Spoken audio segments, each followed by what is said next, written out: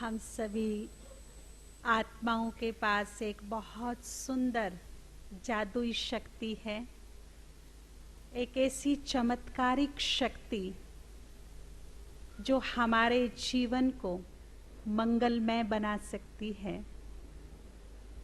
एक ऐसी सुंदर शक्ति हम सबके पास है जो असंभव को संभव कर सकती है, दुर्भाग्य को सौभाग्य में बदल सकती है, बिगड़ी को बना सकती है। और वो शक्ति हम सबके पास है, मेरे आप सबके। कौन सी शक्ति है वो? कौन सी शक्ति है ऐसी जो मेरे जीवन को मेरे अनुकूल कर सकती है, मेरे पुरुषार्थ को वैसा बना सकती है जैसा मैं चाहती हूं? कौन सी शक्ति है ऐसी मेरे पास? संकल्प शक्ति, बहुत बड़ी शक्ति। आज हम इसी पर चर्चा करेंगे। हम अपनी संकल्प शक्ति को पहचानेंगे और उनको कार्यों में लगाएंगे। हमारे पास बहुत बड़ा खजाना है, संकल्पों का खजाना। जब बात चलती है कि ये सृष्टि कैसे रची गई, यानी कि ये लोक जिसमें हम रहते हैं, ये किसने कैसे रचा, तो आंसर सभी का एक ही होता है कि ब्रह्मा ने संकल्प से सृष्टि रच डाली। इससे सिद्ध होता है कि ये संकल्प केवल ब्रह्मा के पास नहीं, हम सबके पास है। क्योंकि जो बाप के पास होता है वो उसके बच्चों के पास भी होता है। तो ये शक्ति संकल्प की मेरे पास भी है। रचने की शक्ति मेरे संकल्प में है। सबसे पहली बात कि हमारे हर सोच, हर विचार, हर संकल्प में क्रिएटिव एनर्जी है, निर्माण करने की शक्ति। हम जाने अनजाने में जो कुछ भी सोच रहे हैं, चाहे वो पॉजिटिव है या नेगेटिव है, उसमें अपने आप ऑटोमेटिक निर्माण करने की शक्ति है। बाबा ने जो हमें स्वमान दिए हैं, आप सबने स्वमान सुने होंगे। भाई जी की क्लासेज विशेष स्वमान के ऊपर होती है और स्वमान से चमत्कार हो रहे हैं।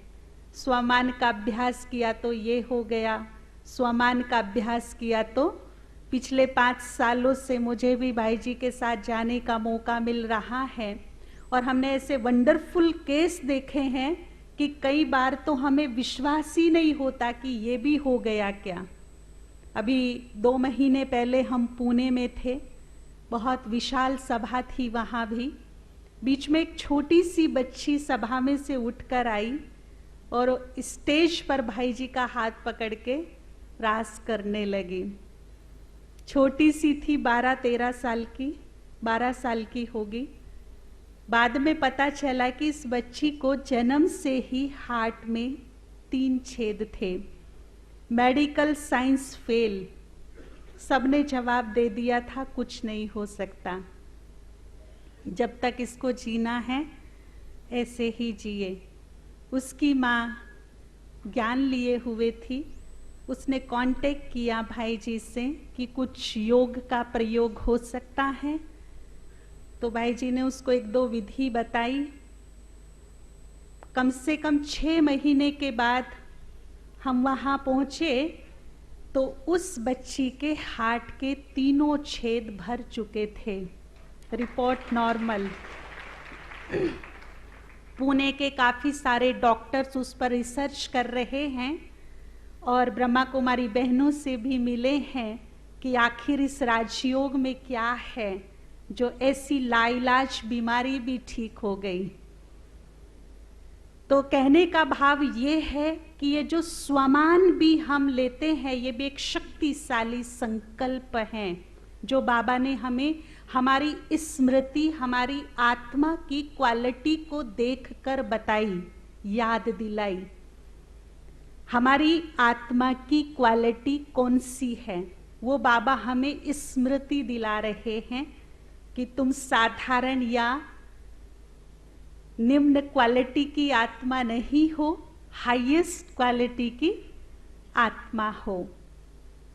पहली बात, बाबा में विश्वास अर्थात बाबा के महावाक्यों में निश्चय। वो जो कह रहा है वो संपूर्ण सत्य है। तीनों लोकों में, पूरे ब्रह्मांड में बाबा की बातों को काटने की शक्ति किसी के पास नहीं। उसने आज से 30 साल पहले जो बोला था, आज हम प्रैक्टिकल उसको होते हुए देख रहे हैं। आज जो बोल रहा है वो कल आप बिल्कुल सामने देखेंगे, क्योंकि उसके महावाक्य अंतिम सत्य होते हैं, जिसके ना आगे कुछ ना पीछे कुछ। अगर उसने मुझे ये बोला है कि तुम एक महान आत्मा हो, मास्टर सर्वशक्तिवान हो, तो मुझे अपने पर कॉन्फिडेंस रखना चाहिए कि मैं हूं। और जिस दिन मेरा मन ये स्वीकार कर लेगा कि मैं हूं जो बाबा मुझे स्मृति दिला रहा है, तो उस दिन मेरे पुरुषार्थ में तेजी से तीव्रता आ जाएगी। महाभारत का एक बहुत सुंदर सीन, श्री कृष्ण अर्जुन को गीता ज्ञान दिए जा रही हैं। काफी सारा ज्ञान इसलिए दिया गया कि वो अर्जुन को कन्विंस कर सके युद्ध के लिए। अर्जुन है कि ज्ञान को समझ रहा है, उसका दिल दिमाग कहता है कि बिल्कुल सही बात है, कान्हा जो बोल रहे हैं वो बिल्कुल ठीक बात है, परंतु मन है कि मानता नहीं, युद्ध करने को तैयार नहीं, क्योंकि केवल वो श्री कृष्ण को अपना संबंधी समझ रहा है। उसका तीसरा नेत्र उसके यथार्थ रूप को नहीं देख पा रहा कि वो वास्तव में कौन है। हर प्रकार का ज्ञान दे दिया उसको, शरीर का, आत्मा का, अपने पराये का, धर्म अधर्म का, सत्य और झूठ का, स्वर्ग और नरक का, लेकिन वो मान नहीं रहा। कारण ना खुद पर कॉन्फिडेंस, ना खुद का पता कि मैं कौन, और जो ज्ञान दे रहा है वो जो है जैसा उसके बारे में भी नहीं जानता। बस मेरा सखा है, मेरा मित्र है, इतने तक ही उसका सीमित है इंफॉर्मेशन उसके लिए। और जब श्री कृष्ण विराट रूप की बात करते हैं और उसको अंदर से इच्छा होती है कि मैं भी देखूं विराट रूप, और जैसे ही विराट रूप का साक्षात्कार कराया श्री कृष्ण ने, तो अर्जुन ने फिर युद्ध के लिए ना की नहीं, उसका उपदेश उसका कर्तव्य बन गया, जिसकी वजह से पांडवों ने जीत हासिल की।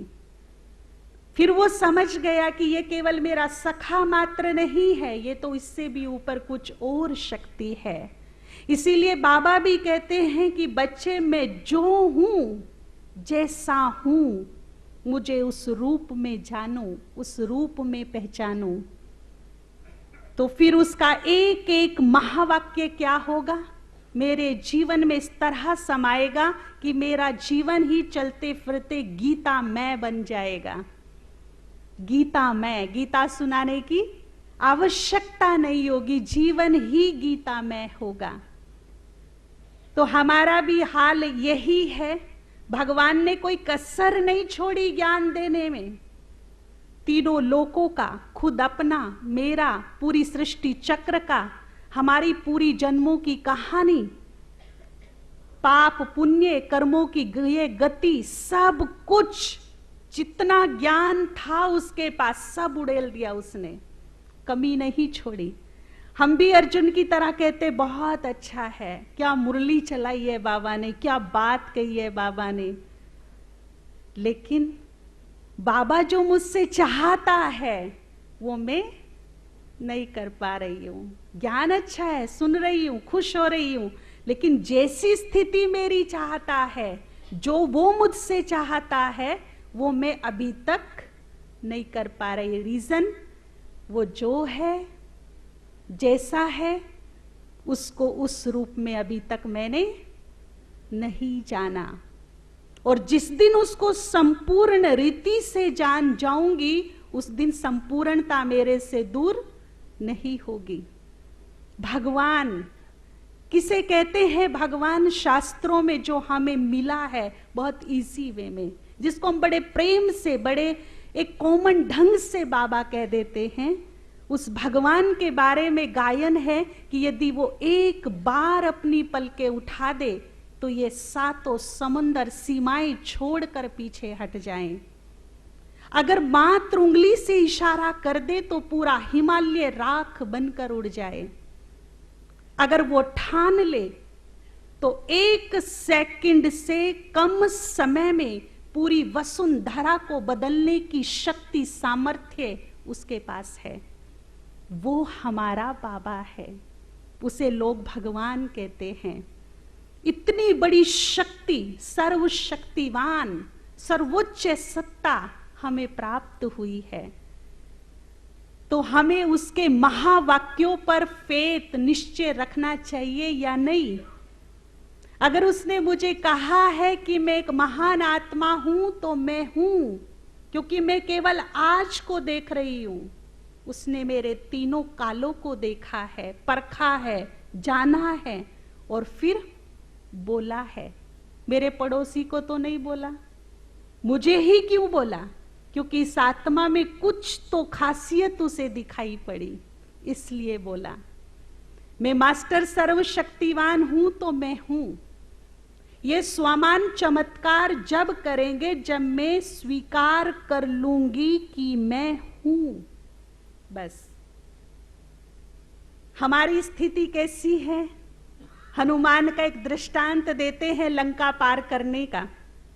बहुत शक्तिशाली, महावीर के नाम से जाना जाता है, परंतु बचपन में कोई उसने चंचलता की तो एक ऋषि का श्राप मिल गया कि जिन शक्ति का तुझे इतना अभिमान है उन्हें भूल जा।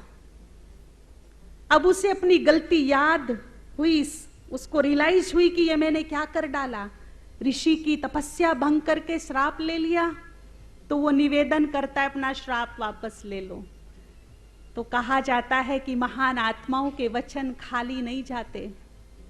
तो बोला, वचन तो मेरा खाली नहीं जाएगा, पर उपाय बता देता हूं।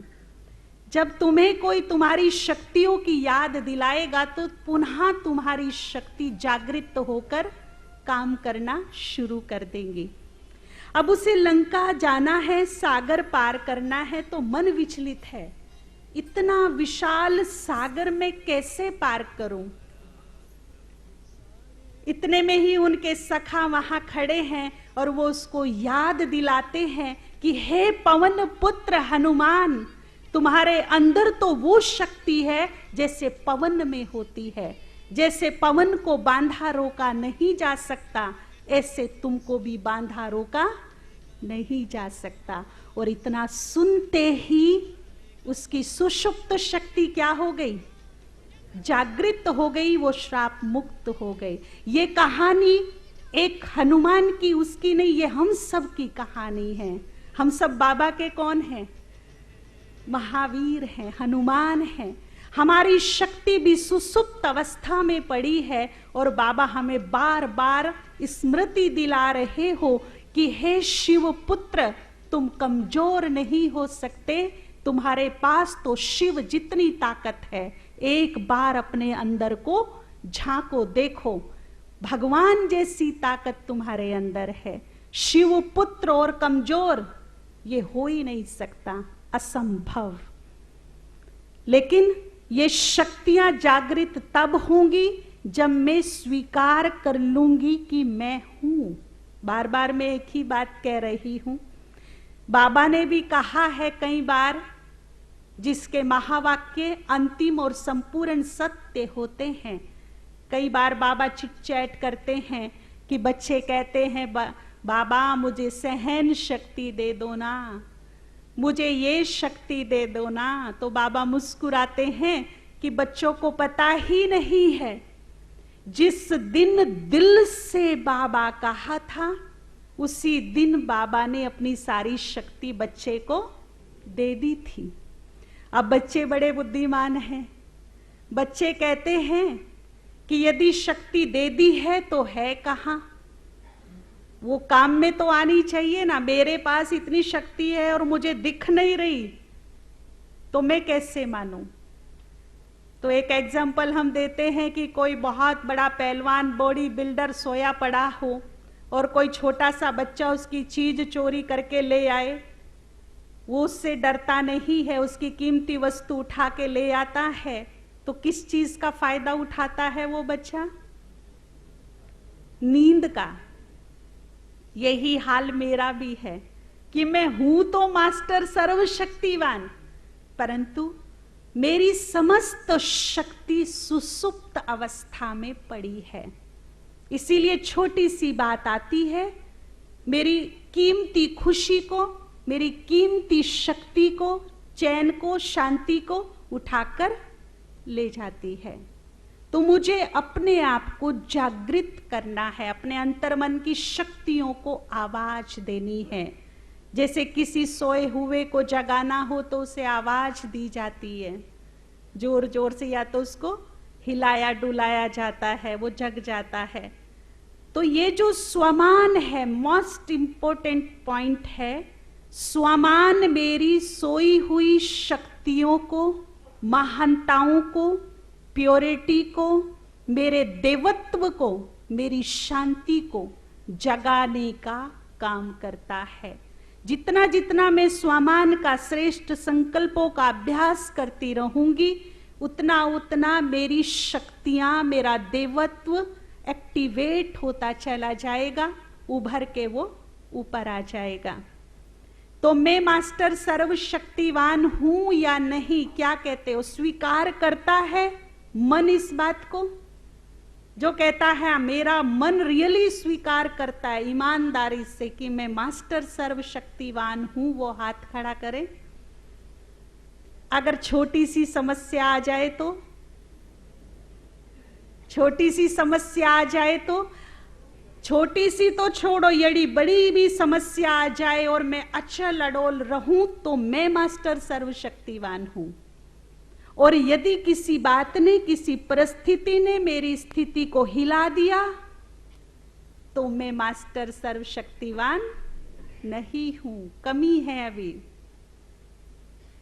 बस एक बात मुझे स्वीकार करनी है, मैं हूं। मैं बार बार इस बात को बोल रही हूं क्योंकि इसका आप चमत्कार देखिएगा 1 महीने के बाद। वैसे भी देखिए, इस ब्रह्मांड में, तीनों लोकों में सबसे पावरफुल शक्तियां 3 हैं। सबसे पावरफुल शक्तिशाली सत्ता 3 है जिससे ये तीनों लोक चल रहे हैं। सबसे पावरफुल सत्ता कौन सी है? जो मोस्ट पावरफुल है, नंबर 1 इस ब्रह्मांड की सबसे पावरफुल सत्ता कौन सी है जी? शिव बाबा, परम सत्ता, परमात्मा। और सेकंड नंबर की सबसे पावरफुल सत्ता इस ब्रह्मांड की, तीनों लोकों की, वो कौन सी है जी? बोलिए। आत्माएं। और तीसरे नंबर की पावरफुल सत्ता प्रकृति। इन्हीं तीनों सत्ताओं से संसार बना है, इन्हीं तीनों सत्ताओं से तीनों लोक चल रहे हैं। इसके अलावा और कोई पावरफुल सत्ता है ही नहीं। आप सोचिए, ये तीनों एक दूसरे से जुड़ी हुई हैं। यदि भगवान तो है, सर्वोच्च सत्ता, परम सत्ता तो है, परंतु आत्माएं नहीं है, तो भगवान का कोई अस्तित्व है? बिन आत्माओं के भगवान की कोई पहचान है?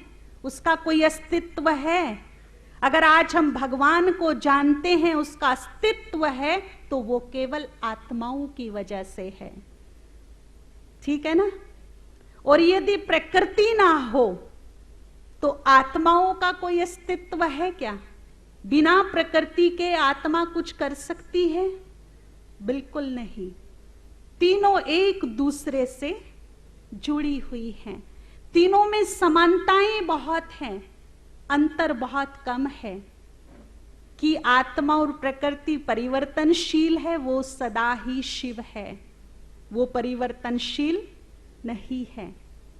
अगर वो अजर अमर अविनाशी है, सदा है, शाश्वत है, आदि अनादि है, तो वो मैं भी हूं। आत्मा को नष्ट करने की शक्ति किसी में नहीं।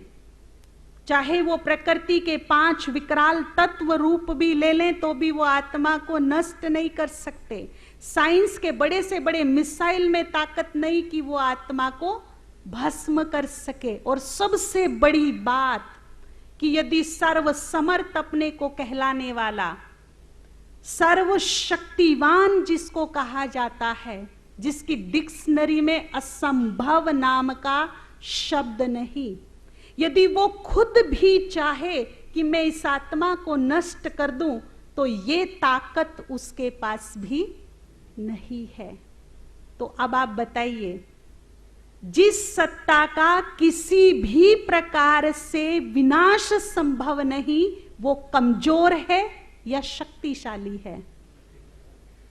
क्या बोलते पीछे वाले? और हम सब कौन हैं? तो कमजोर हूं क्या? इसीलिए आत्मा का नेचुरल नेचर है शक्ति रूप, वो कमजोर नहीं है। उसका नेचुरल स्वभाव ही क्या है? शक्ति रूप। और ऐसी शक्तिशाली आत्माओं के सर पर हाथ रखकर एक विजन देखिए। ब्रह्मा बाबा बहुत दिव्य अलौकिक छवि लिए, फरिश्ता, इसके मस्तक में चमकती तेजस्वी महाज्योति, दोनों मेरे सामने खड़े हैं। उनका वरदानी हाथ मेरे सर पर है और वो मुझे बोल रहे हैं, आज से मेरी सारी शक्ति तुम्हारी।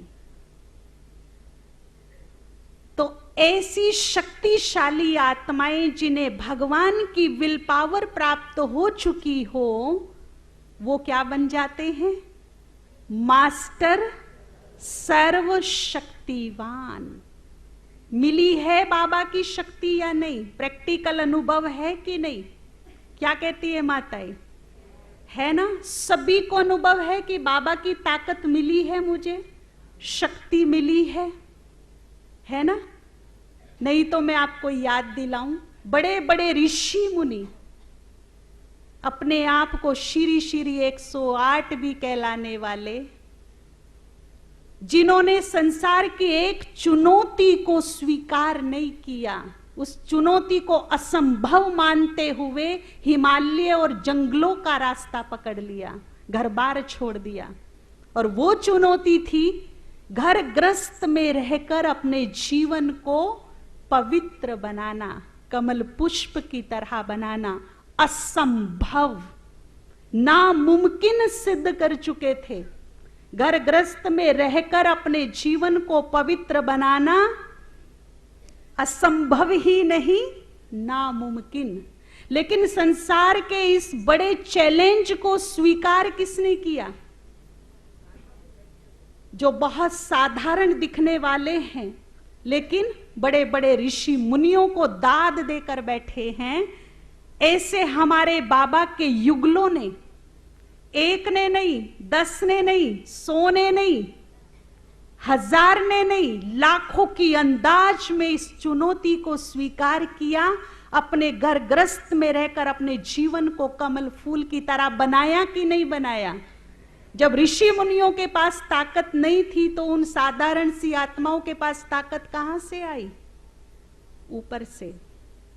तो भगवान शक्ति दे रहा है या नहीं? उसकी शक्ति मिल रही है कि नहीं? प्रैक्टिकल एग्जाम्पल है।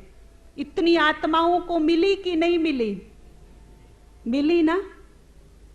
तो बाबा की शक्ति तो हम सबको मिल रही है, केवल मैं स्मृति स्वरूप रहूं बनकर कि मैं मास्टर सर्वशक्तिवान हूं। ठीक है ना? कई कहते हैं, बहुत तर्क वितर्क भी करते हैं ना, कि भला कोई सिर पे हाथ रखकर शक्तियां ट्रांसफर हो जाती है क्या? इतिहास गवाह है, स्वामी विवेकानंद को किसकी शक्ति प्राप्ति कैसे दी थी उसने अपनी सिद्धि शक्ति? उनके गुरु ने मात्र अंगूठा टच करके क्या कर दिया था? अपनी शक्ति ट्रांसफर कर दी थी। हमारी दादी प्रकाश मणि जी के पास किसकी शक्ति थी? लास्ट में किसने ट्रांसफर कर दी थी अपनी विल पावर उनको? शंकराचार्य जी के पास किसकी ताकत थी? उनके गुरु की। इतना ही नहीं, एक गांव में सच्ची कहानी है, एक भाई को सांप ने काट लिया, जहरीले सर्प ने। सब कह रहे थे इसको जल्दी हॉस्पिटल लेकर जाओ, लेकिन उसके घर वाले कह रहे थे नहीं, वहां तो मर जाएगा पक्का। गांव में एक काका रहता है, मजदूर काका, उसकी झोपड़ी पर ले जाओ, 100% ठीक कर देगा। हजारों केस ठीक किए आज तक उसने। और उसके घर वाले हॉस्पिटल नहीं लेकर गए, काका के पास लेकर गए जिसको मेडिकल नॉलेज भी नहीं है, और 2 घंटे में उसका विष उतारा काका ने, और वो बिल्कुल ठीक होकर अपने घर आ गया। अब उस काका से पूछा कि ये सिद्धि तुमने कहां सीखी, विष उतारने की शरीर में से, इतने जहरीले सांप की, और हजारों लोगों का विष उतार चुके हो आज तक? तो उसने बड़े ही इजी स्वभाव से मुस्कुरा करके कहा, मेरा खानदानी काम है। मेरे परदादा करते थे, परदादा दादा को बख्शीश दे चले, दादा ने पिताजी को दी, और पिताजी मरते वक्त मुझे शफा दे गए, मुझे बख्शीश दे गए। तो ये हमारा खानदानी काम है। अगर यहाँ के साधारण से लोग अपनी शक्ति, अपनी सिद्धि ट्रांसफर कर सकते हैं, तो जो सर्वशक्तिवान है, जो सर्वसमर्थ है, वो अपनी शक्ति और सिद्धि ट्रांसफर नहीं कर सकता अपने ही बच्चों को, अपने ही कर्तव्य के लिए? क्या कहता है मन? तो मैं मास्टर सर्वशक्तिवान हूं। तो एक बार वारे में करके ताली तो बजाओ।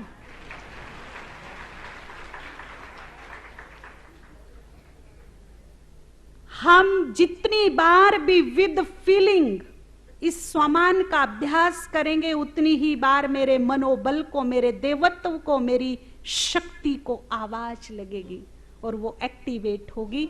अंतर मन की शक्तियां जाग कर बाहर आ जाएंगी। जब भी हम अपने मन में कोई विचार, कोई सोच उत्पन्न करते हैं, उनमें से नेचुरल रूप में से कुछ तरंगे पैदा होती हैं जो बाहर निकलती है। सोच पैदा होते ही, चाहे मेरा विचार वो नेगेटिव है या फिर पॉजिटिव, तरंगे पैदा हर विचार से, हर सोच से होती है। तरंगे समझती है ना माताएं किसको कहते हैं? किसको कहते हैं जी? वाइब्रेशंस। क्या होता है वाइब्रेशंस? कैसा होता है? कभी शांत तालाब में जोर से पत्थर मारा बचपन में? क्या होता है पत्थर मारने के बाद पानी में? तो जब हम अपने मन रूपी सागर में विचार रूपी पत्थर मारते हैं, तो हमारे चारों तरफ भी क्या होता है? ऐसा ही तरंगों का एक सर्कल बन जाता है जो दूर दूर तक फैलता है, पूरे ब्रह्मांड में फैलता है, संपूर्ण प्रकृति तक पहुंचता है। अगर मेरी सोचने का तरीका नकारात्मक है, नेगेटिव सोच रही हूं, मनोविकारों के वश होकर सोच रही हूं, व्यर्थ सोच रही हूं, तो इन तरंगों का कलर ऐसा होता है जैसा धुआं, मिल से निकलता हुआ धुआं देखा है ना, ब्लैक काला, जिसको देख के हम अपनी नाक बंद कर लेते कि हमारे अंदर ना चला जाए। ऐसा धुआं हमारे अंदर से निकलता है। तो अभी हम सब बाबा का हाथ अपने सर पर रखवाएंगे और 5 बार पावरफुल स्वमान का अभ्यास करेंगे। मैं मास्टर सर्वशक्तिवान हूं।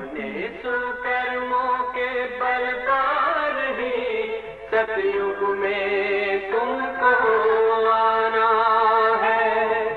शिव पिता को अब याद करो।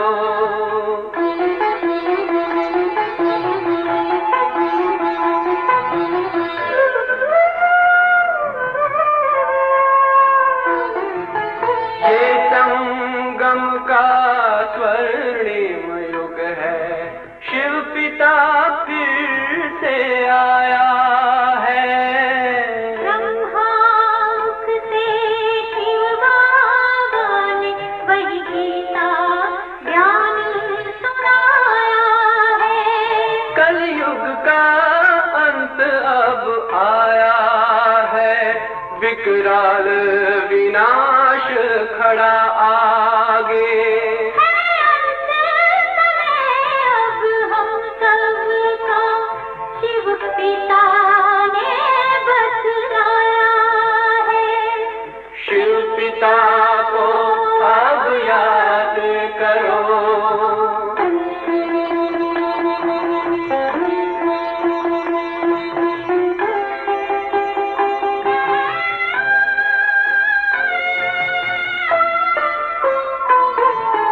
पांडव शिव शक्ति सेना की रणभेरी अब फिर बजती है। शिव बाबा के ज्ञान से फिर माया को मार भगाना है। शिव पिता को अब याद करो। सतयुग में तुमको आना है। शिव पिता को अब याद करो। मुक्ति धाम तुम्हें जाना है। अपने सुकर्मों के बल पर ही सतयुग में अब तुम्हें आना है।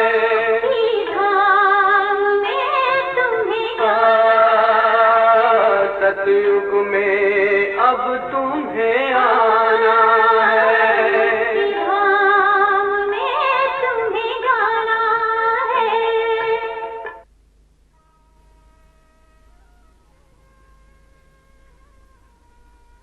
ओम शांति। तो जिसकी नकारात्मक विचार ज्यादा होते हैं, सोच ज्यादा नेगेटिव चलती है, उसके अंदर से ही कैसा धुआं आता है? कैसा धुआं आता है? ब्लैक। वो एक ओरा क्रिएट करता है जो बहुत ही कमजोर होता है। उसमें किसी भी प्रकार की बैड एनर्जी, नेगेटिव एनर्जी, तंत्र मंत्र, इविल सोल बहुत इजीली प्रवेश कर सकती है, बहुत इजीली। और जिसकी विचार शक्ति पॉजिटिव होती है, सोच पॉजिटिव होती है, उसमें से भी तरंगे पैदा होती हैं, वो फैलती हैं, परंतु वो गोल्डन कलर की होती हैं, जैसे अग्नि के माफिक। और वो मेरा जो आभा मंडल बनाती है, क्रिएट करती है, वो इतना पावरफुल होता है कि जैसे अग्नि को छूने का कोई दुस्साहस नहीं कर सकता, ऐसे कोई भी नेगेटिविटी, बैड एनर्जी मेरे इस ओरे को छूने का दुस्साहस भी नहीं कर सकती, दूर रहेगी। और ये ओरा मेरा सुरक्षा कवच बनता है, जो हर प्रकार से मेरी सुरक्षा करता है। मेरी पॉजिटिव शक्ति इतना बड़ा काम करती है।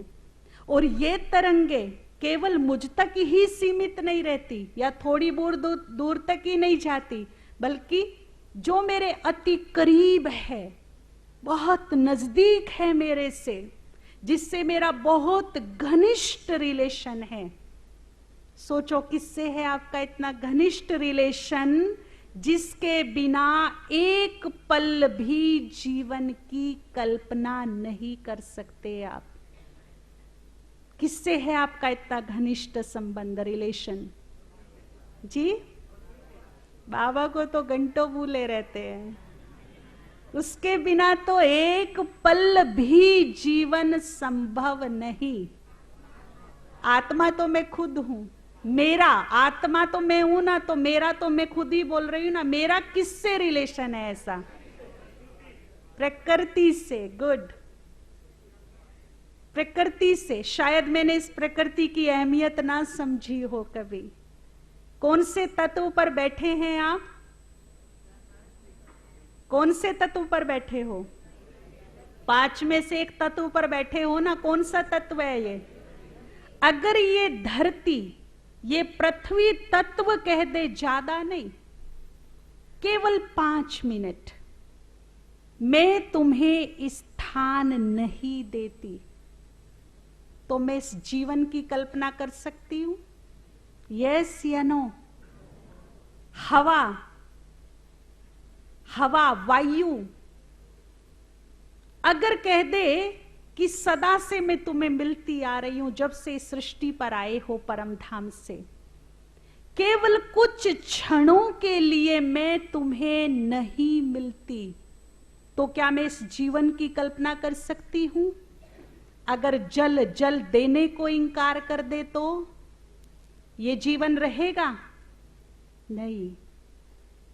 मेरा सबसे घनिष्ठ रिलेशन, हर पल हर क्षण जो मेरे साथ है, 24 घंटों का साथ, सदा का साथ, वो है प्रकृति से। इतना गहरा रिलेशन मेरा किसी और से है ही नहीं। तो मैं जो कुछ भी सोचती हूं, विचार उत्पन्न करती हूं, उसमें से जो भी तरंगे निकलती हैं, उससे सबसे पहले रिसीव कौन करती है? प्रकृति। अब आप अपने चारों ओर देखिए, आपका शरीर, शरीर के संबंधी, इस शरीर के लिए जो साधन चाहिए वो, या जो मेरी इच्छाएं मनोकामनाएं हैं, उनको भी ले लीजिए। किसने दिया मुझे? शरीर सहित शरीर को जो कुछ चाहिए, जो भी मेरे पास है, किससे मिला मुझे? प्रकृति से मिला। और प्रकृति का बहुत सुंदर गुण है कि वो कुछ भी अपने पास नहीं रखती। सदाई क्या कर रही है? कभी देखा किसी वृक्ष ने अपने फल खा लिए, नदी ने जल पी लिया? उसका काम है सदा ही देना, ठीक है ना? और केवल देती ही नहीं, बहुगुणा रूप में देती है। एक किसान जब खेती बोने जाता है तो कितने से बीज ले जाता है बोने के लिए? कितने से लेकर जाता है? थोड़े से। और जब फसल लाता है तब कितनी लाता है ना? एक आम की गुठली बोई मैंने, आम का वृक्ष बना, कितने फल दे दिए? एक बीज ने कितने फल दिए आपको? और देता ही जा रहा है, 15 साल से रुक ही नहीं रहा, देता ही जा रहा है। तो ये प्रकृति क्या करती है? बहुगुणा रूप में देती है, रिटर्न करती है। बहुत ही समझने की बात है। वो मेरे अति क्लोज है, उसी से ही मुझे सब कुछ प्राप्त हो रहा है। उसे मैं जो दे रही हूं वो ही मुझे रिटर्न कर रही है। अगर उसे मैं नेगेटिव सोच के वाइब्रेशंस दे रही हूं तो मेरे सामने 100% नेगेटिव सिचुएशन क्रिएट होंगी, कोई नहीं रोक सकता। क्योंकि मेरे और प्रकृति के, ब्रह्मांड के बीच में एक चुंबकीय आकर्षण है, जैसे ग्रेविटेशनल फोर्स। कोई भी चीज आप कितनी भी फोर्स से ऊपर फेंको, लौट के कहां आएगी? कौन सी ताकत उसे नीचे ले आती है? ऐसा ही आकर्षण मेरे और प्रकृति के, ब्रह्मांड के बीच में है। मैं जो कुछ भी प्रकृति को दे रही हूं तो रिटर्न में वो मुझे बहुगुणा रूप में वैसा ही वापस कर रही है, वैसी ही सिचुएशन क्रिएट हो रही है। पॉजिटिव संकल्प शक्ति है, पॉजिटिव सोच है तो पॉजिटिव, और नेगेटिव है तो नेगेटिव। क्योंकि मेरे हर संकल्प में निर्माण करने की ताकत है। चाहे वो नेगेटिव है या फिर पॉजिटिव, निर्माण करेगा ही। ऑटोमेटिकली उसमें क्रिएटिव एनर्जी है। अगर मैं एक बार को बार बार बार बार बार बार सोच रही हूं, यानी कि बार बार बार बार क्रिएट हो रहा है, निर्माण हो रहा है, और एक दिन वो मेरे सामने खड़ा हो जाएगा आकर, जैसा मैंने सोचा। तो मुझे अपनी विचार शक्ति पर बहुत अटेंशन देना है। बहुत इंपॉर्टेंट पॉइंट है। मैं वही सोचूं। जो डायरी पेन लाए हैं वो लिख लीजिए। मैं केवल वही सोचूं जो मैं चाहती हूं। जो मैं नहीं चाहती, आज से उस सोच को, उस विचार को अपने माइंड से डिलीट कर दूं अभी इसी वक्त। और जो चाहती हूं उसे मैं बार बार सोचूं, विजन देखूं। और जो नहीं चाहती, ना सोचूं, ना बोलूं, ना देखूं। ठीक है ना? अब कोई कहे जी मैं तो चाहता हूं मेरी पड़ोसी की टांग टूट जाए, मेरी तो ये चाहना है। तो ये चाहना, ये सोच अच्छी है? आप देखिए, ये जो नेगेटिविटी का धुआं मैंने सुलगाया, ये कहां सुलगाया? यहां पर। पड़ोसी के लिए या किसी के भी लिए मैंने अशुभ भाव रखा, जेलस का भाव रखा, नफरत का भाव रखा, किसी भी प्रकार की नेगेटिविटी मैंने किसी के भी लिए रखी, तो उसका धुआं मैंने पहले यहां सुलगाया।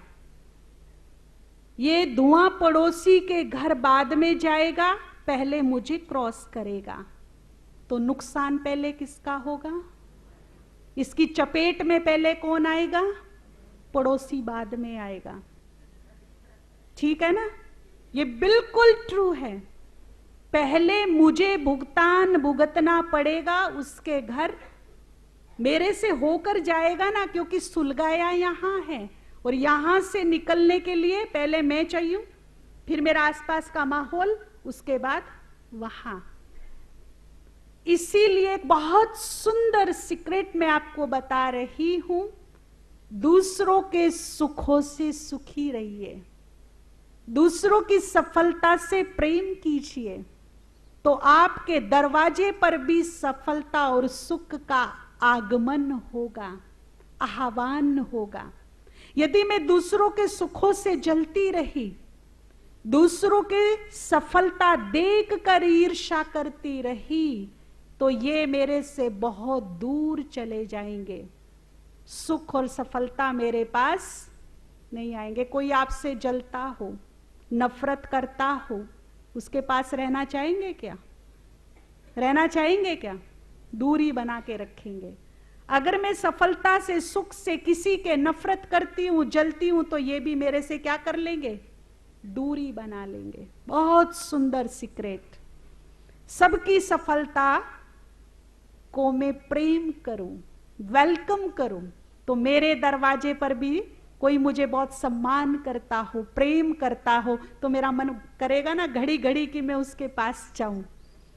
तो जब मैं सफलता से, दूसरों के सुखों से प्रेम करना शुरू करूंगी, तो वो मेरे पास अपने आप खिंचकर आ जाएंगे। भागना नहीं पड़ेगा मुझे उनके पीछे।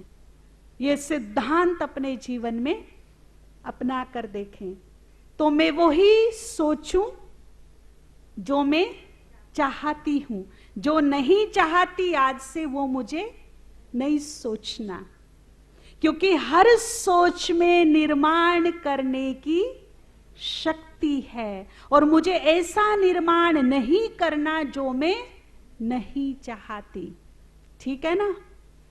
निर्माण करने की ताकत है। एक व्यक्ति देखिए, साधारण सा व्यक्ति एक दिन छत पे घूम रहा था।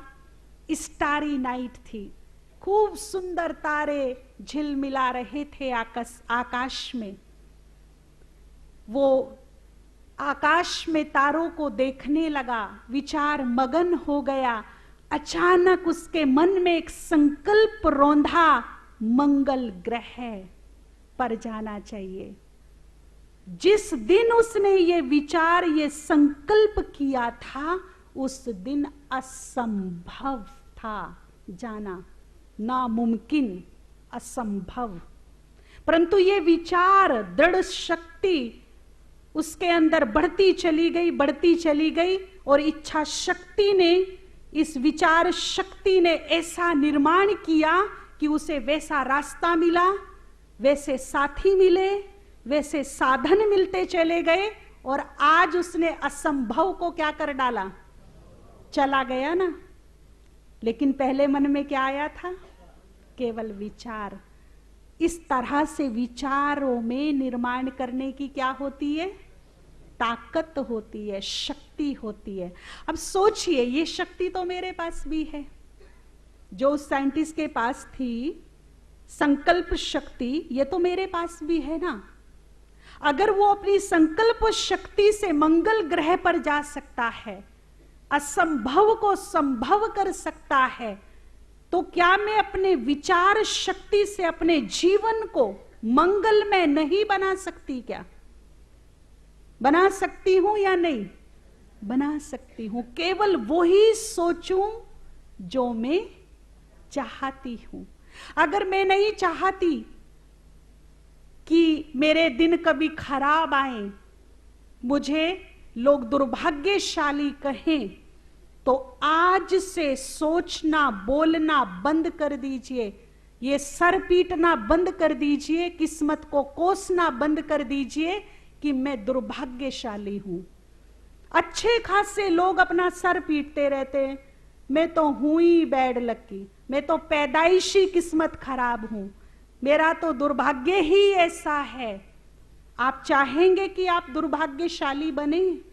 चाहेगा कोई इस सभा में? तो फिर बोलते क्यों हो, फिर सोचते क्यों हो?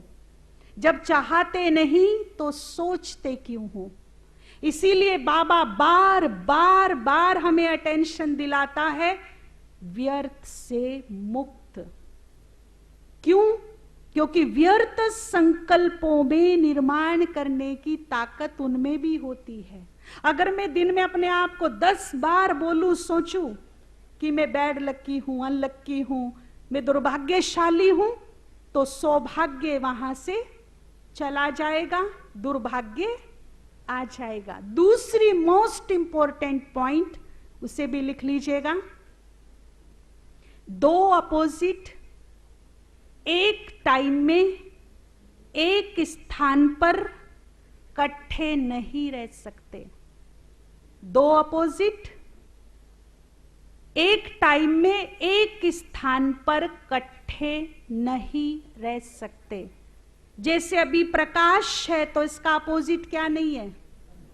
खुशी होगी तो क्या नहीं होगा? सुख होगा तो क्या नहीं होगा? दुर्भाग्य होगा तो क्या नहीं होगा? 2 अपोजिट एक साथ एक टाइम में इकट्ठे रहेंगे। वो जिसको मैंने पकड़ लिया, जिसको मैंने अपने चित्त में स्वीकार करा दिया, जिसको मैंने अपना मान लिया, वो मेरे पास रहेगा। यदि मैं बोल रही हूं दुर्भाग्यशाली दुर्भाग्यशाली, तो 2 इकट्ठे नहीं रहेंगे, सौभाग्य वहां से चला जाएगा, दुर्भाग्य का आह्वान होगा, मेरी सोच की वजह से होगा। उसका आह्वान मेरी सोच ने किया, सौभाग्य को वहां से मेरी सोच ने भगाया। ठीक है ना? तो आज से वही सोचे जो चाहते हैं। भगवान ने कहा क्या? कभी बाबा ने कहा कि बच्चे तू पद्मा पदम दुर्भाग्यशाली है? कहा किसी को? तो फिर मैं सोचती क्यों हूं? फिर मैं बोलती क्यों हूं? उसके महावाक्यों पर संपूर्ण विश्वास। उसने एक बार नहीं, लाखों बार मुझे कहा है कि हे आत्मा, तेरे भाग्य के गुणवान तो खुद भाग्य विधाता करता है। तेरे जैसा भाग्यवान इस सृष्टि में कोई दूसरा है ही नहीं, क्योंकि तुम्हारा भाग्य तो खुद भाग्य विधाता ने बड़े इत्मीनान से बैठकर लिखा है। तो हमारे जैसा भाग्यवान कोई है संसार में? क्या कहते हो? तो सोचना क्या चाहिए और सोच क्या रही है? सोचना क्या चाहिए? आज से ही आप देखिए पूरे चैलेंज के साथ, आज से ही यदि किसी का भाग्य साथ नहीं दे रहा तो दिन में 51 बार अपने को विद फीलिंग्स, विद कॉन्फिडेंस अपने को याद दिलाओ कि भगवान ने मुझे क्या बोला है। मैं पद्मा पदम, मैं पद्मा पदम, दुर्भाग्य के सामने चट्टान बनकर खड़े हो जाओ और बड़े विश्वास के साथ बार बार उसको आंख दिखाकर बोलो, मैं कौन हूं? पद्मा पदम। बोलो सभी, मैं कौन हूं? दिल से, जितना दिल और विश्वास से बोलेंगे उतना सोया हुआ भाग्य जाग जाएगा और दुर्भाग्य कैसा भी हो उसको वहां से भागना पड़ेगा ही, भागेगा ही, क्योंकि दोनों में से एक रहेगा वो जिस पर मेरी पकड़ है। और पकड़ मैंने किसको लिया? अब मेरे मन में वैसे ही विचार उत्पन्न होंगे, मेरा हर विचार मेरे कर्म का बीज होता है, ठीक है ना? जैसा बीज वैसा वृक्ष, वैसा उसका फल, ठीक है? तो आज से मुझे केवल पॉजिटिव ही सोचना है। जो मेरे बाबा ने मुझे श्रीमत दी है उसने यूं ही नहीं कह दिया कि व्यर्थ से मुक्त हो जाओ, उसके पीछे कुछ तो रहस्य है ना, कुछ तो रहस्य है, इसलिए उसने मुझे ऐसा कहा है। एक भाई बोल रहे कि एक ज्योतिषी से मैं मिला, अपॉइंटमेंट लेना पड़ता है 4-4 महीने पहले, 1-1 सेकंड का पैसा देना पड़ता है उसको, इतना फेमस ज्योतिषी है। उसने मेरी कुंडली देखी और मेरी कुंडली देखकर उसने बोला, भैया तेरी कुंडली में ना गज केसरी योग बना है। 15 लोगों को फुल कॉन्फिडेंस के साथ सुना रहा है, बता रहा है कौन सी ज्योतिषी ने बोला है। हम सबके साथ भी ऐसा होता है ना, कोई ज्योतिषी बोल दे तो हम 10 लोगों को फुल कॉन्फिडेंस के साथ बताएंगे फलाने ज्योतिष ने बोला है जो इतना फेमस है। यहां ज्योतिष का भी भाग्य विधाता डंके की चोट पे बोल रहा है कि तुम्हारे जैसा भाग्यशाली मेरा एक एक बच्चा राजा बच्चा, उस पे कॉन्फिडेंस क्यों नहीं? जिसके महावाक्य है ही अंतिम सत्य, उसको काटने की ताकत किसी में है ही नहीं, तो उस पे भी तो कॉन्फिडेंस होना चाहिए ना, ठीक है? एक माता शांति वन में आई, बिहार की, बहुत अच्छी, बड़ी यज्ञ स्नेही सेवाधारी, बाबा के प्रति भावना वाली, खूब सेवा करती, परंतु उसकी एक आदत, वो रोज दिन में कम से कम 10 बार 10 भाइयों को पकड़कर एक बात कहती, भैया संगम युग पर बाबा ने सब अच्छा किया, बस एक चीज अच्छी नहीं की, क्या? मुझे गरीब बना दिया। भैया मैं बहुत गरीब, भैया मैं बहुत गरीब, बस अगर मेरे पास पैसा होता ना, मैं दौड़ दौड़ कर आबू आती, बाबा से मिलती, सेवा करती। अभी मैं 2 साल में पैसा इकट्ठा करती हूँ, मजदूरी करती हूँ, तब कहीं बाबा से मिलने आ पाती हूँ। अब उसका रोज का रोना, सोच सही थी, उसके बोल सही थे। अब एक दिन उसको तीव्र पुरुषार्थी ग्रुप का एक भाई मिल गया। उस भाई को पता था कि ये माता सबको ऐसे बोलती रहती, भैया मैं बहुत गरीब, मैं बहुत गरीब, बिचारी सी बनकर। एक दिन भाई ने उसको पकड़कर बिठाया और बड़ी शांति से बोला कि माता एक प्रश्न पूछना चाहता हूं तुमसे, वही प्रश्न मैं भी आपसे पूछना चाहती हूं। बहुत अच्छा प्रश्न भाई ने पूछा। एक तरफ कुबेर के बेशुमार खजाने पड़े हैं, अथाह धन दौलत, हीरा सोना चांदी संपत्ति जितनी भी है, दूर दूर तक कुबेर के खजाने, जहां तक आपकी नजर जाए। और एक तरफ खाली हाथ स्वयं भगवान खड़े हैं। एक तरफ अथाह धन दौलत संपत्ति, एक तरफ खाली हाथ भगवान।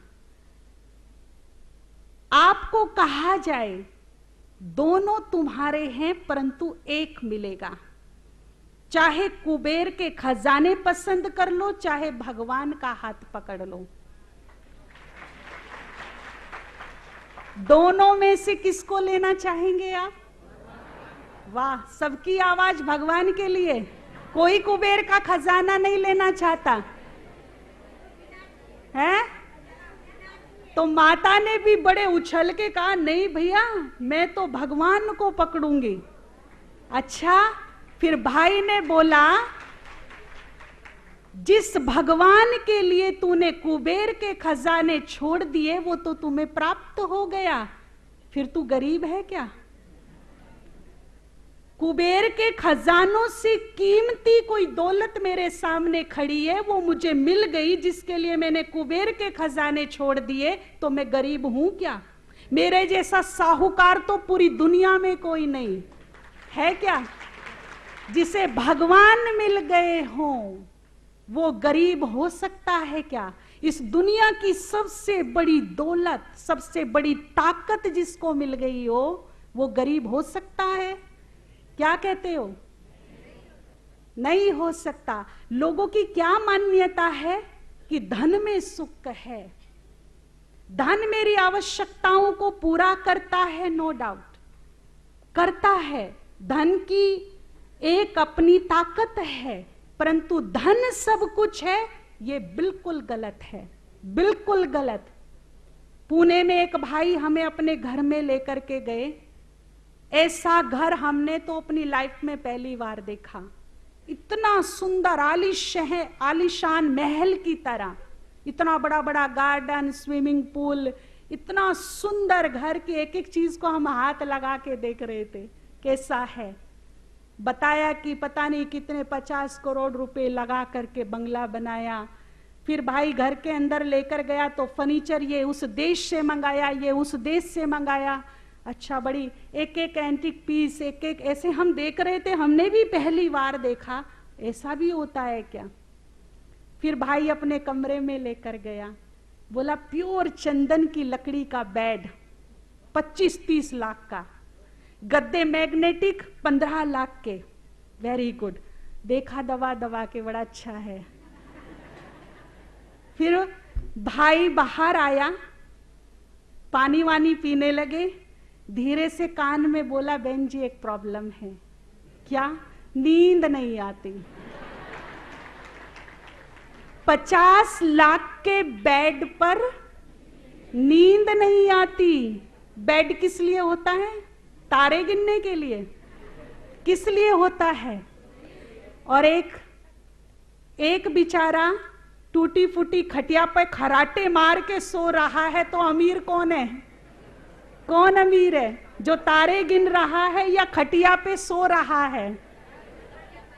सुख धन में नहीं है। यदि धन में सुख होता तो आज धनवान दुखी क्यों है? सोचो, अगर धन में सुख होता तो धनवान आज दुखी, टेंशन में, डिप्रेशन में, हार्ट पेशेंट क्यों हैं? उनके संबंधों में मनमुटाव क्यों है? उनके जीवन में इतना बड़ा बड़ा टेंशन क्यों है? धन में सुख नहीं, सुख है मन के संतोष में, सुख है मन की शांति में, सुख है मेरी खुशी में। और वो बाबा ने मुझे ऐसे ही दे दिए, अनमोल खजाने, बेमोल खजाने दे दिए, तो मैं गरीब हूं क्या? मैं कहूं कि जाओ संतोष ले आओ, 10 लाख रुपए देती हूं, किसी सुपरमार्केट से खरीद के ला सकते हो, खुशी ला सकते हो। और बाबा ने क्या कर दिया? उपहार में दे दिया। जिन खजानों की कोई कीमत आंकी नहीं जा सकती, ऐसे खजानों से बाबा मेरी झोली भर रहा है, तो मैं गरीब हूं क्या? तो उस माता को कहा, आज से अपने को गरीब बोलना माना भगवान का अपमान करना। तीनों लोकों के मालिक के हम बच्चे, हम गरीब नहीं हो सकते। हम इस संसार के सबसे बड़े धनवान हैं, क्योंकि हमें भगवान प्राप्त है। तो माता को कहा, माता अमृत वेले उठकर रोज सुबह दिल से बाबा का शुक्राना करना, धन्यवाद करना दिल से कि वाह बाबा वाह, तू मुझे मिला, इतने खजाने तूने मुझे दिए, मेरे जैसा धनवान इस दुनिया में कोई नहीं, तेरा लाख लाख शुक्रिया। ऐसे धन्यवाद करना बाबा का। माता ने शांतिवन में ही ये धन्यवाद करना शुरू किया। अब सोच बदली तो क्या बदल गई? सिचुएशन बदल गई। 15 ही दिन के बाद उस माता के बेटे का बिहार से फोन आया और उसने गुड न्यूज सुनाया फोन पर। उसने बताया कि जो नेपाल में आउटर एरिया में उनके कलराठी पहाड़ी का टुकड़ा पड़ा था, सालों से सदियों से बेकार, किसी काम का नहीं था, वो भूल भी चुके थे उस प्रॉपर्टी को कि किसी काम का तो है नहीं, पहाड़ी का टुकड़ा है। तो उसने गुड न्यूज दिया कि नेपाल की गवर्नमेंट उसे 60-70 लाख में लेने की बात कर रही है। तो सोच बदलते ही क्या हो गई? सिचुएशन बदल गई। इसीलिए अगर मेरे सामने मेरे अनुकूल सिचुएशन नहीं है तो तुरंत क्या बदलो? अपनी सोच बदल दीजिए तुरंत। नेगेटिव का तो मेरे जीवन में स्थान ही ना हो, मेरे माइंड में उसका नामो निशान ना हो, खत्म। एक माता बंगाल की अभी भी हैं, उनका बहुत सुंदर अनुभव। वो एक सिद्ध पुरुष महात्मा जी के पास जाती थी, सिद्ध गुरु, मना ऐसा गुरु कि उसके बारे में ये मान्यता थी कि अगर वो कुछ बोल दे तो सत्वचन हो जाता है, 100% फलीभूत होता है, वाक शक्ति उसको मिली हुई है, इसीलिए उसको सिद्ध गुरु कहा जाता था। उसके पास वो जाती थी, लकीली बाबा का ज्ञान मिला, फिर वो बाबा की बच्ची बन गई। 4-5 महीने की ही छोटी नई बच्ची थी बाबा की। जब उसके गुरु को पता चला कि मेरी एक शिष्या ब्रह्मा कुमारी में चली गई तो उसको बड़ा खराब लगा, क्योंकि गुरु उसको बहुत क्लोज से जानता था। माता बहुत नामी ग्रामी अमीर खानदान से थी। तो गुरु ने इनविटेशन दिया, माता को निमंत्रण दिया कि मेरे से आके अति शीघ्र मिलो। तो माता भी गुरु का सम्मान करती थी, इतने दिनों से उससे जुड़ी थी, तो माता गुरु से मिलने पहुंच गई। ऐसी ही बड़ी सभा के बीच में माता गुरु से मिलने पहुंची और माता को देखते ही गुरुजी आउट ऑफ कंट्रोल हो गए, अति क्रोधित। भरी सभा के बीच में माता जी को तिल मिलाकर बोला कि जिस गुरु को छोड़कर तू गई है ब्रह्मा कुमारी में, वो गुरु आज तुझे श्राप देता है कि तू कोढ़ कैंसर से तड़प तड़प के भरी जवानी में मरेगी। अब उसके बीच में ही सभा के टांगे हिलने लगी, क्योंकि वो नई नई बाबा की बच्ची थी, 5-6 महीने की। तो वो बहुत भयभीत हो गई, क्योंकि उसको सिद्ध गुरु, सिद्ध पुरुष के नाम से जाना जाता था। उसकी बात कभी खाली नहीं जाती थी। वो बहुत घबरा गई। उस समय मनमोहिनी दीदी जी हुआ करती थी। मनमोहिनी दीदी से उन्होंने कांटेक्ट किया कैसे करके और सब बताया कि गुरु ने ऐसे ऐसे बोला है और मैं बहुत ज्यादा डरी हुई हूँ, घबराई हुई हूँ, क्या करूं। तो दीदी ने कहा कि तुम जितना जल्दी हो सकता है आबू आ जाओ, मधुबन में आ जाओ। माता जल्दी से जल्दी मधुबन पहुंची। उस समय बाबा हफ्ते में 2 बार हिस्ट्री हॉल में आया करते थे। तो जिस दिन माता पहुंची उस दिन बाबा आने वाले थे। दीदी ने कहा कि तुम अपनी आप बीती सारी बाबा को सुनाना, बाबा को बताना क्या क्या हुआ तुम्हारे साथ में। शाम को बाबा आए, माता बाबा के पास पहुंची। बाबा पहले तो उसको दृष्टि दिया, ऊपर से नीचे तक निहारा, फिर हाथ पकड़ा माता का। फिर बाबा ने कहा बोलो बच्ची। तो कहा बाबा गुरु ने ऐसे ऐसे बोला है, मुझे बहुत डर लग रहा है। तो बाबा जो बुद्धिवानों का बुद्धिवान है, उसने 2 ही लाइन में सारी बात खत्म कर दी। बाबा ने कहा बच्ची, यदि तू सोचेगी तो होगा कोढ़ कैंसर, कोई नहीं बचा सकता तेरे को। अगर तू सोचेगी तो होगा, और यदि तू नहीं सोचेगी तो ये शिव की गारंटी है, ये बाबा की गारंटी है, नहीं होगा।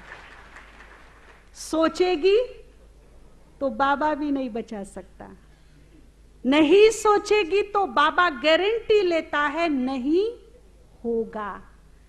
उस माता ने उसी वक्त वहीं अपने माइंड से डिलीट कर दिया कि गुरु ने कुछ कहा भी था क्या, भूल गई, बिल्कुल भूल गई। आज वो माता 85 साल की है, आबू में खुद अपने हाथों से गाड़ी चलाती है, ड्राइव करती है हिल स्टेशन पे, आज भी 85 साल की। कभी हम उससे पूछ लेते माता जी वो गुरु का कोढ़ कैंसर, तो वो हंस के बोलती है गुरु जाए दही खाने, मेरे तो सिर दर्द भी नहीं होता, कभी जुकाम भी नहीं होता, मैं बिल्कुल ठीक हूं। तो उसको बोला, अच्छा, उससे पूछते पर्सनली माता जी आपको कभी याद नहीं आया गुरु ने? बोला नहीं, बाबा ने मुझे ऐसी ताकत दी, ऐसी बात बोली कि सोचेगी तो होगा, नहीं सोचेगी तो, बस यही मैंने पकड़ लिया, मैंने सोचा ही नहीं, और आज वो 85 साल की है। देखो, तो मेरी सोच पर बहुत कुछ निर्भर करता है। बाबा ऐसे ही नहीं बोलता है, वो हमें जीवन जीने की कला सिखाता है। इसीलिए उसका एक एक महावाक्य ऐसा होता है जो मेरे जीवन में सुखों को, सफलता को लेकर आता है।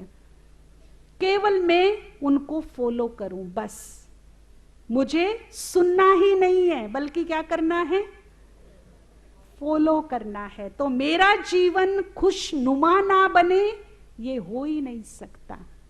इतना ही नहीं, मैं अपनी संकल्प शक्ति से ये तय कर सकती हूं कि मेरी मृत्यु कब, कहां, किस प्रकार से हो। मैं ये भी तय कर सकती हूं कि मेरे आने वाले जन्म कैसे हों, क्योंकि हिंदू धर्म में एक बहुत बड़ी मान्यता है, अंत मते सो गते। और बाबा जो हमें प्रैक्टिस कराता है, 5 स्वरूपों का अनुभव करते रहो, एक आंख में मुक्ति धाम, दूसरी आंख में इसको देखते रहो। क्यों कराता है? क्योंकि हमारी अंतमति सो क्या हो जाए, सुंदर गति हो जाए। इसीलिए बाबा कहता है, तो मैं अपनी मृत्यु जब जहां जैसी देखना चाहती हूं, ये नहीं हाय एक्सीडेंट ना हो जाए, हाय ये ऐसा ना हो जाए, हाय, जो ये हाय हाय हाय करने की आदत है, एक दिन हाय हाय हो ही जाएगी। नहीं, परम रक्षक मेरे साथ है, परम सद्गुरु मेरे साथ है। 3 बार आप स्वमान का अभ्यास करें, मैं कौन,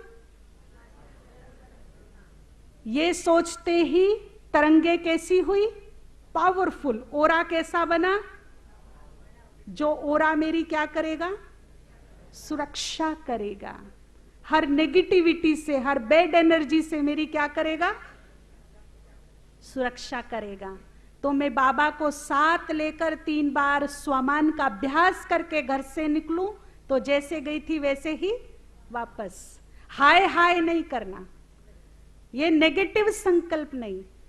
बूढ़ी बूढ़ी माताओं से पूछो, माता जी आपके घर में कौन कौन है, तो बड़े प्यार से बताएंगी, मेरा एक बहू बेटा, मेरा बुढ़ापे का सहारा। बस बाबा से कहती हूँ मेरी खूब सेवा करे, मुझे सहारा दे बुढ़ापे में। ये सोच राइट है? सहारा किसको मिलता है, बेसहारों को। सेवा किसकी होती है? तो ऐसा जीवन देखना चाहती हैं? जो ऐसी लंबी सोच रखती हैं, वो सालों तक खटिया पे पड़ी रहती, खूब सहारा मिलता, खूब सेवा होती। और देखिए भाई अक्सर क्या कहते, मोस्टली भाई, आज तक मैंने किसी को नहीं सुना जो इस तरह की बात करते। वो कहते बहन जी हमें किसी की सेवा नहीं लेनी, हम तो चलते फिरते चले जाएं। पता चलता है सुबह भाई था, शाम को है ही नहीं, चलते फिरते ही चला गया। तो जैसी मेरी लंबे समय की सोच होती है, वैसा ही क्या होगा, मेरा अंतिम सीन होगा, और वैसा ही जैसी मेरी क्लोजिंग होगी वैसी ही आगे चलकर क्या होगी, ओपनिंग होगी। तो क्लोजिंग कैसी हो, बड़ी खूबसूरत क्लोजिंग हो, ताकि ओपनिंग भी बहुत सुंदर हो। ऐसे नहीं, बहुत सुंदर क्लोजिंग के साथ में जाऊं। पीछे हम अपने घर पे गए, एक बहुत सुंदर कहानी एक रिलेटिव ने सुनाई। उनके घर में 100 साल से भी उम्र की बड़ी एक दादी जी होती थी। मैंने उनके बारे में पूछा कि वो दादी जी कैसी हैं, परदादी। तो बोला वो तो शरीर छोड़ गई, उनकी तो मृत्यु बड़ी अजीबो गरीब हुई है। तो मैं हैरान हो गई, मृत्यु भी अजीबो गरीब होती है क्या? तो बोला कि हाँ। अब उसने कहानी सुनाई कि जैसे ही पड़पोती पैदा हुई परदादी को, उसने एक दृढ़ संकल्प कर डाला कि इसकी शादी का रसगुल्ला खा के मरूंगी, इससे पहले नहीं। अब उसने इस संकल्प को इतना पक्का कर लिया कि जो भी आता उसको बताती, मैं तो इसकी शादी का रसगुल्ला खा के मरूंगी, इससे पहले नहीं। एक बार वो बड़ी सीरियस हो गई, एडमिट करना पड़ा, सेमी कोमा में चली गई। डॉक्टर्स ने कहा अपने रिलेटिव्स को बुला लो, माताजी कुछ ही क्षणों की मेहमान है। बेचारे ने, भाई ने आसपास के नजदीकी संबंधियों को बुला लिया, इंतजाम कर लिया, लेकिन रसगुल्ला माताजी को वापस ठीक ठाक ले आया। आखिर वो दिन आया, उसकी पड़पोती की शादी का दिन। बिल्कुल बारात दरवाजे पर आकर खड़ी है, सहनाई बज रही है, माताजी बड़ी खुश है, इतने दिनों की इच्छा मेरी आज पूरी हुई। बिल्कुल दरवाजे पर बारात, एक छोटी सी बच्ची रसगुल्ले की थाली लेकर माताजी के उस दादी के सामने से निकली। अब दादी की नजर रसगुल्ले पर पड़ी। उसने बच्ची को बुलाया, इधर आ, और बिना सोचे समझे रसगुल्ला उठाया, खा गई। रसगुल्ला अंदर, दम बाहर, तुरंत 1 सेकंड में, ज्यादा देर नहीं लगी। अब बड़ी उसके बेटे को चिंता हो गई कि दरवाजे पर बारात खड़ी है, माताजी ने रसगुल्ला खा के बड़ी गड़बड़ कर दी। तो हमने बोला भैया जिज्ञासा बढ़ गई, फिर क्या किया? कहते करते क्या, घर के स्टोर कब काम आएंगे। हमने अपने घर का स्टोर खाली किया, माताजी को वहां रखा, ताला लगा दिया, किसी को नहीं बताया। पहले शादी से निपटेंगे, पीछे माताजी से निपटेंगे। तो ये हमारी सोच जो हम जाने अनजाने में क्रिएट कर देते हैं। देखो माताजी ने क्या गलती की, शादी देख कर मरूंगी, ये नहीं, क्या बोला, और पेशेंस भी नहीं रखा कि शादी हो जाए उसके बाद रसगुल्ला खा लूं। शादी के पहले ही क्या कर लिया, शादी का रसगुल्ला खा लिया। तो मुझे बहुत अच्छी तरह से अपने मन में संकल्प उत्पन्न करने हैं, क्योंकि मेरे हर संकल्प में निर्माण करने की ताकत है। लास्ट में एक बहुत सुंदर आपको कहानी सुनाकर खत्म करेंगे, जो संकल्प शक्ति से और बहुत प्रेरणा देने वाली बात है। एक ऐसा भाई जो पिछले 36-37 साल से ज्ञान में हैं, चल रहे थे। ऐसा बाबा का बच्चा, अनन्य बच्चा विरला ही कोई होता है। इतना निश्चय बुद्धि, इतना समर्पण भाव कि उसके घर में फ्रिज आया। एक बार उसने देखा कि सेंटर पर फ्रिज नहीं है, तो अपने फ्रिज का ताला लगा दिया और बोला पूरे परिवार में जब तक मेरे बाबा के घर फ्रिज नहीं आएगा इसका कोई ठंडा पानी नहीं पिएगा, पहले मेरे बाबा के घर आना चाहिए। कैसा होगा वो बच्चा बाबा का, समझ सकते हैं ना, कितना प्यार होगा उसका बाबा से। अगर वो 1 दर्जन केले अपने घर लेकर आता है तो पहले बाबा के पास भेजता है, बाबा का हिस्सा पहले निकालता है। उसका ये नियम है जीवन का। इतना समर्पण, इतना प्यार है बाबा से। पिछले 3-4 साल से उनको एक संकल्प आ रहा है मन में कि मैं जब शरीर छोड़ूं तो ब्रह्मा बाबा की तरह छोड़ूं, बैठे बैठे मुस्कुराते।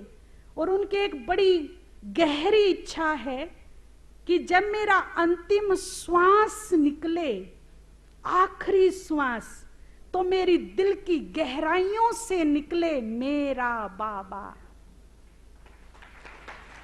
ये अपनी उस इच्छा को सबको सुनाते हैं, सबको बताते, विजन देखते, मेरा ऐसा शरीर छूटे, ऐसा शरीर छूटे मेरा, मेरी मृत्यु भी बाबा की सेवा कर जाए, कुछ ऐसा शरीर छूटे मेरा। अब एक दिन जनवरी का महीना था। महीना भी कौन सा था? इच्छा क्या थी? ब्रह्मा बाबा की तरह बैठे बैठे शरीर छोड़ूं। एक रात उनका फोन आया 16 जनवरी को मेरे पास। उन्होंने मेरे से कहा, मेरा अंतिम समय आ गया, मैं अपनी स्थिति क्या बनाऊं। तो पहले तो मुझे बड़ी हैरानगी हुई। मैंने उनको बहुत समझाया, अभी तो आप 64 साल के हो, अभी तो खूब सेवा करनी है बाबा की, अभी कहाँ जा रहे हो।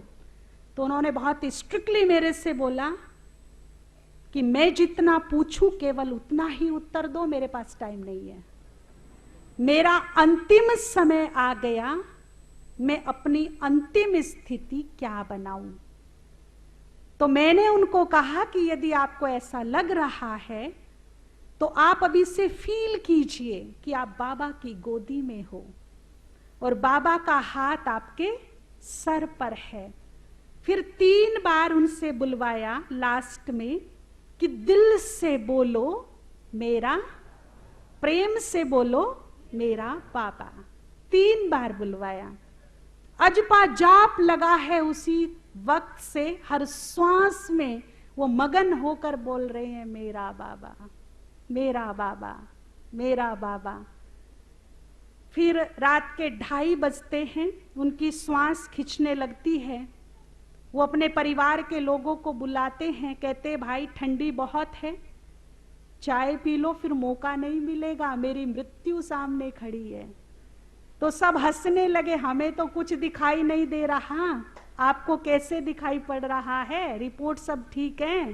कहते थोड़ी देर में दिख जाएगी, अगर दिखाई नहीं दे रहा तो थोड़ी देर में दिख जाएगी, चाय पी लो आप लोग। जबरदस्ती 2:30 बजे, उनको 3 बज गए थे जब तक चाय पिलाई। पूरे 3:30 बजे अमृत वेले उन्होंने अपने बड़े बेटे की तरफ देखा और बड़े प्रेम से बोला मेरा बाबा। मेरी ही तरह बैठे थे। फिर उन्होंने अपनी बहुओं की तरफ देखकर बड़े प्रेम से दृष्टि दी और कहा मेरा बाबा।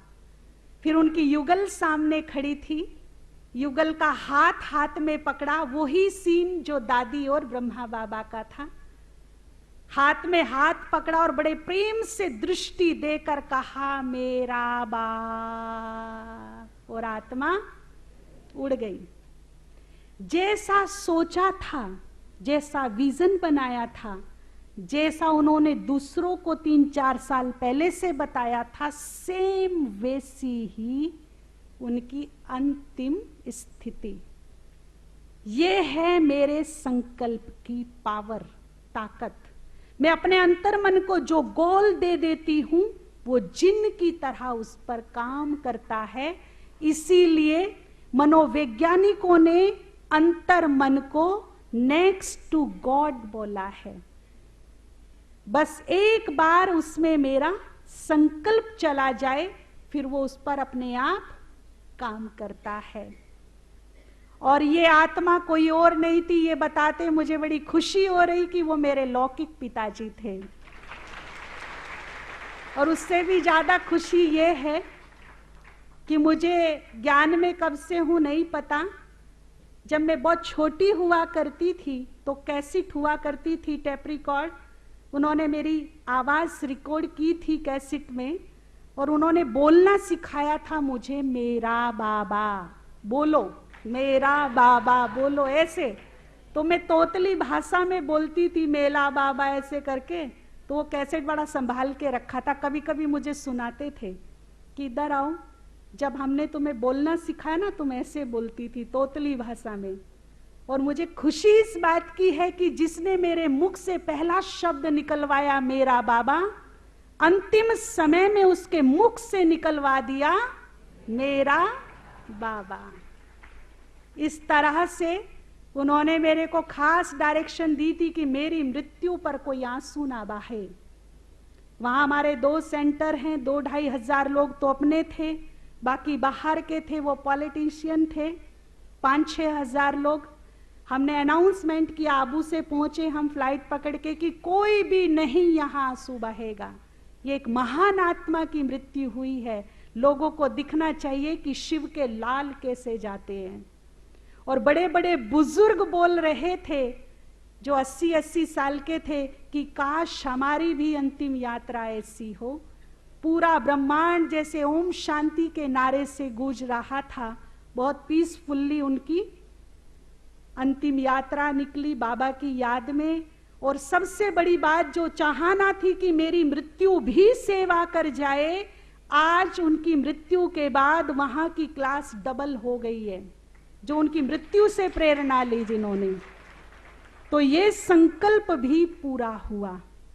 तो मेरे पास ये शक्ति है, ये संकल्प की ताकत है, मैं इसको प्रॉपरली यूज करूं। आज से जो नहीं चाहती वो सोचना बंद। 2 अपोजिट एक टाइम में एक स्थान पर रहेंगे वो जिसको मैं।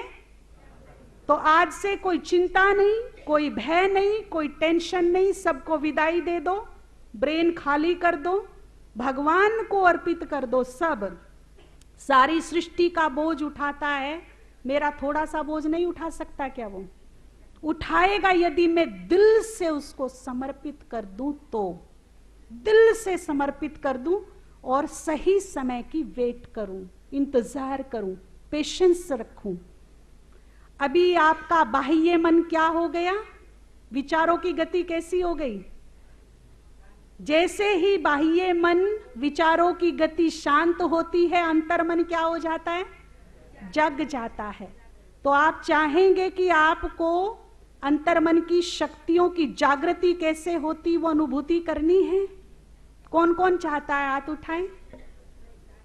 इस प्रकृति को मैं कैसे वाइब्रेशंस दूं, ब्रह्मांड को कैसा ऑर्डर दूं, क्योंकि जो आज मैं उसको दूंगी वो मुझे बहुगुणा रूप में क्या करेगी? रिटर्न करेगी। तो यदि आप अनुभूति करना चाहते हैं, अपनी शक्तियों को जगाना चाहते हैं, इस ब्रह्मांड को, प्रकृति को अपने अनुकूल, अपने फेवर में लाना चाहते हैं, अपना जीवन अपने अनुसार जीना चाहते हैं, तो सभी बाबा को देखते हुए खड़े हो जाएं। शर्त यह है कि अंतर मन आपका शांत रहना चाहिए, इधर उधर ना देखे बिल्कुल भी। अगर डिस्टर्ब हो गया तो फिर अनुभूति नहीं होगी। बोलूं कि यहां खड़े होकर अपने घर को देखो, दरवाजा कहाँ है, रसोई घर कहाँ है, मटका किधर रखा है पानी का, दिखाई पड़ा? आप तो यहां खड़े कैसे दिखाई पड़ा?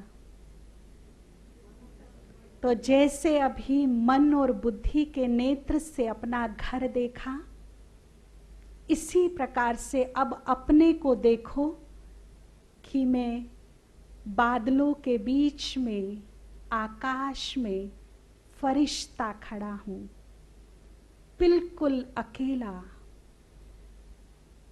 पूरे ब्रह्मांड में अकेला, दूर दूर तक फैला ब्रह्मांड।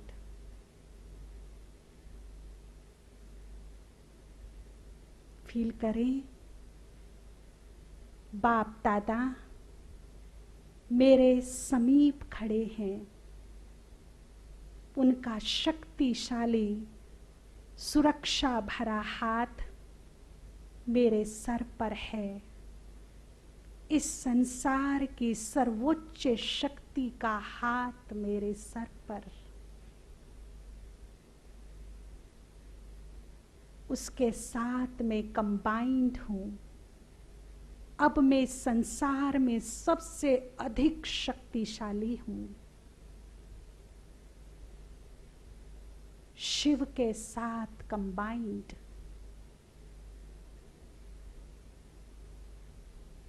देखे प्रकृति के पांचों तत्वों को, आकाश, अग्नि, वायु, जल, पृथ्वी, जो मेरी समस्त इच्छाओं को, मनोकामनाओं को पूर्ण करती हैं। देखे इस ब्रह्मांड को, जो ये बेचैन रहता है मेरी सुंदर तरंगों को पाने के लिए, मेरी इच्छाओं को पूर्ण करने के लिए। मैं इस ब्रह्मांड की सेकंड नंबर की सबसे पावरफुल सत्ता, मास्टर सर्वशक्तिवान, अनंत शक्ति मेरे मन में विराजमान है। मेरे लिए कुछ भी असंभव नहीं।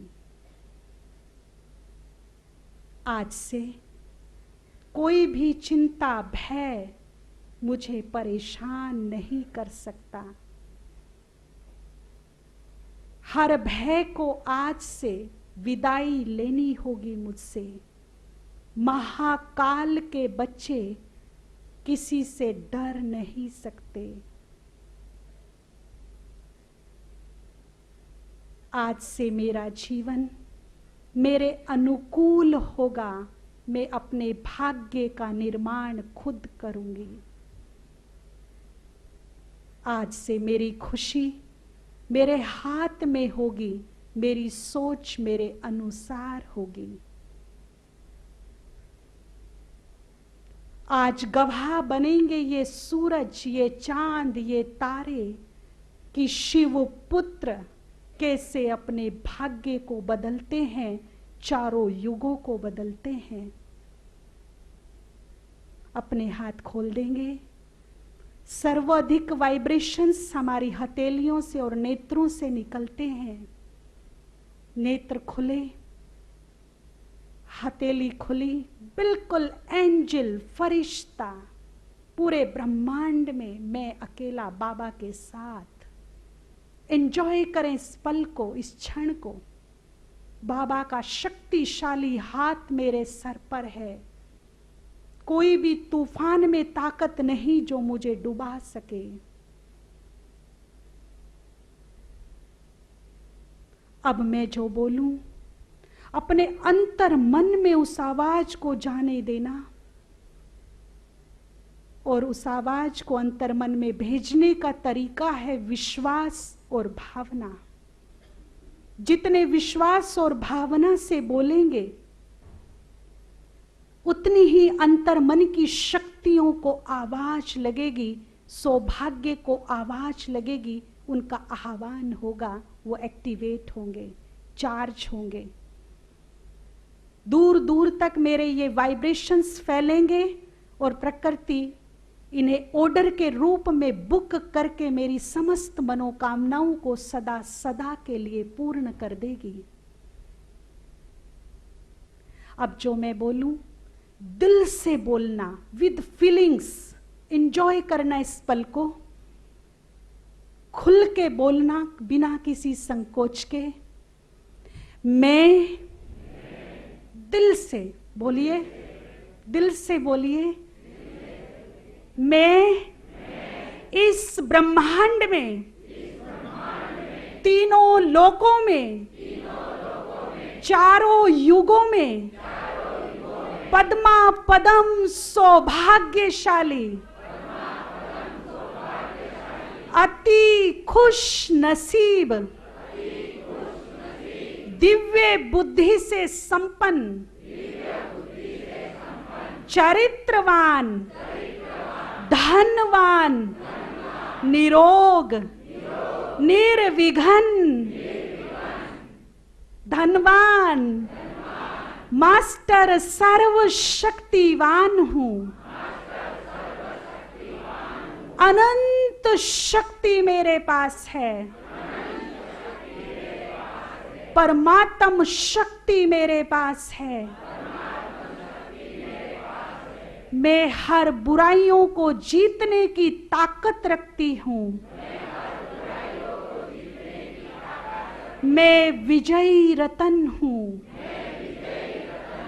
मैं विजयी रतन हूँ, जीत मेरी सुनिश्चित है, मैं बहुत सुखी हूँ, मैं बहुत सुखी हूँ, भगवान मेरे पास है, मैं इस ब्रह्मांड में तीनों लोकों में चारों युगों में पद्मा पदम सौभाग्यशाली अति खुश नसीब दिव्य बुद्धि से संपन्न चरित्रवान धनवान निरोग निर्विघ्न निर्भय मास्टर सर्वशक्तिवान हूँ, परमात्म विल पावर मेरे पास है,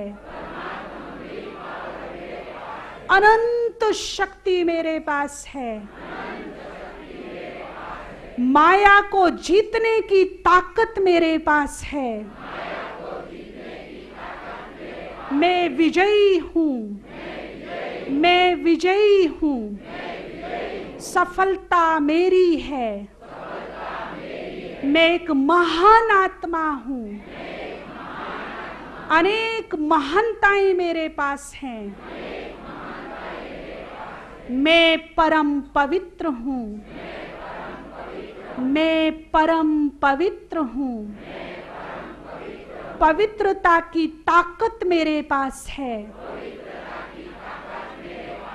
मैं बहुत सुखी हूँ, बहुत सुखी हूँ, भगवान मेरे पास है, अनमोल खजाने मेरे पास है, दुनिया की सबसे बड़ी दौलत मेरे पास है। थैंक यू बाबा, शुक्रिया बाबा, जो आप मुझे मिले, सत्य ज्ञान का प्रकाश मिला,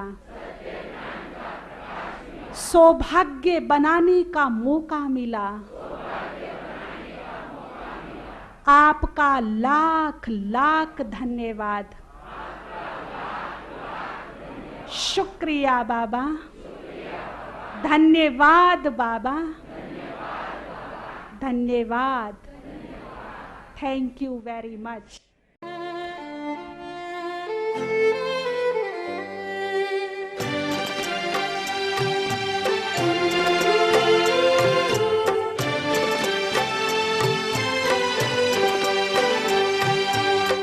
ईश्वर अपने साथ है, डरने की क्या बात है।